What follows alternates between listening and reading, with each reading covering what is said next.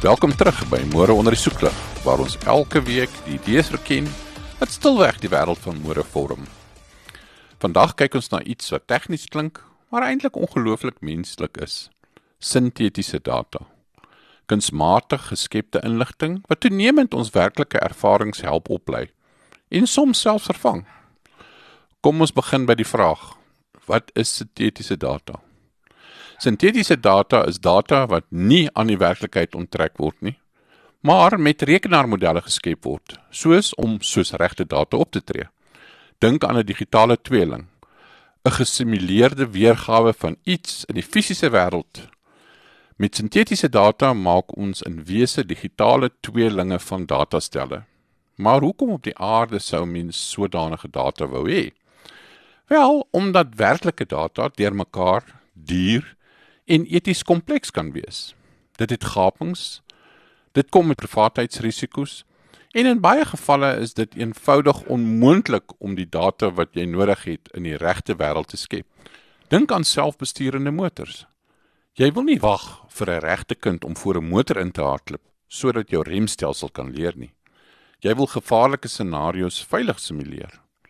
Met sintetiese data kan ontwikkelaars vandag hele stede bou, vol verkeer, skaduwees, weer, voetgangers, net om voertuie aan die uiterste situasies bloot te stel.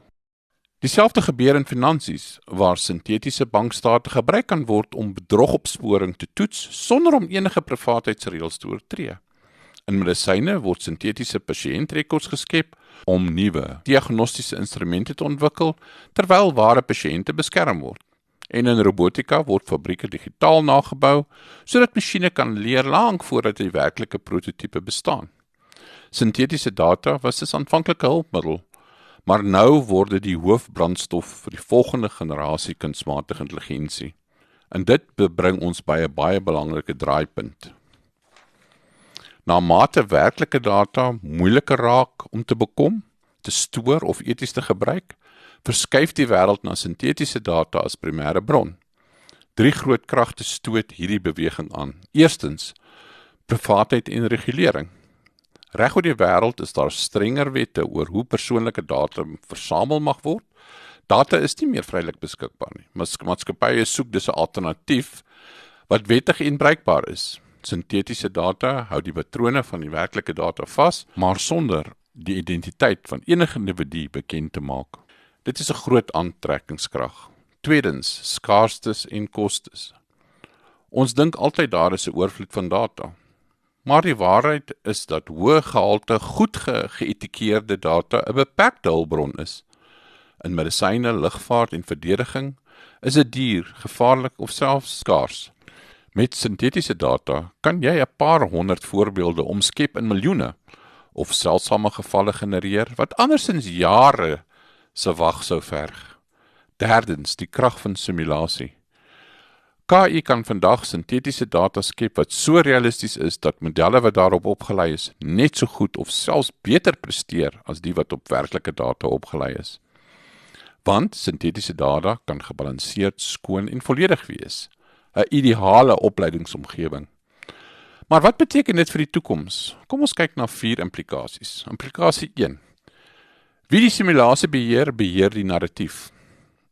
As kunsmatige intelligensie toenemend die wêreld deur sintetiese data leer ken, skuif mag na die wat die simulators bou. Stel jou voor lande of groot tegnologiemaatskappye wat hulle eie soewereine simulators skep, virtuele burgers, ekonomieë, veiligheidsscenario's. As jou simulator ingeboude aannames of vooroordele het, word dit deel van elke KI-model wat daarop geleer word. Dit is 'n nuwe vorm van sagte mag, realiteitsvorming deur simulasie. Implikasie 2. Wetenskap versnel, maar die vervaardiging van misleiding ook. Aan die positiewe kant kan sintetiese data geneesmiddelontdekking versnel, weerstelsels beter modelleer en slim robotte in virtuele fabrieke oplei. Aan die negatiewe kant maak dieselfde tegnologie dit makliker om sintetiese media te skep, stemopnames, video's, selfs alternatiewe geskiedenisse, wat nooit gebeur het nie.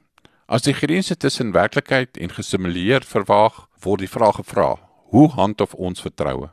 Implikasie 3. 'n meer demokratiese of 'n meer gedesentraliseerde toekoms.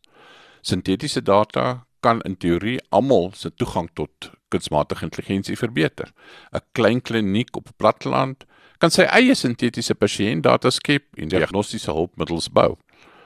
Maar dit kan net so maklik lei tot 'n wêreld waar net 'n handjievol maatskappye die gevorderde sintetiese datastelsels beheer en daarmee die globale KI-ekosisteem. Die rigting waar ons beweeg, hang af van beleid wat nou geskep word. Implikasie 4. Die werklikheid self word net nog 'n inset. Miskien is die grootste verskywing filosofies. Ons bou toenemend KI in beheerde digitale wêrelde, waarin alles perfek waarneembaar of manipuleerbaar is. Die werklike wêreld, met sy chaos, sy foutlyne, sy mense, word net een databron onder vele. Dit verander nie hoe ons KI sien nie, maar uiteindelik hoe ons onsself sien. Vir die wegneem idee. Sintetiese data is dis nie goed of sleg nie. Dit is 'n kragtige instrument, maar een wat navorsing, nywerhede, staatsinstellings, etiek en selfs geopolitiek gaan hervorm.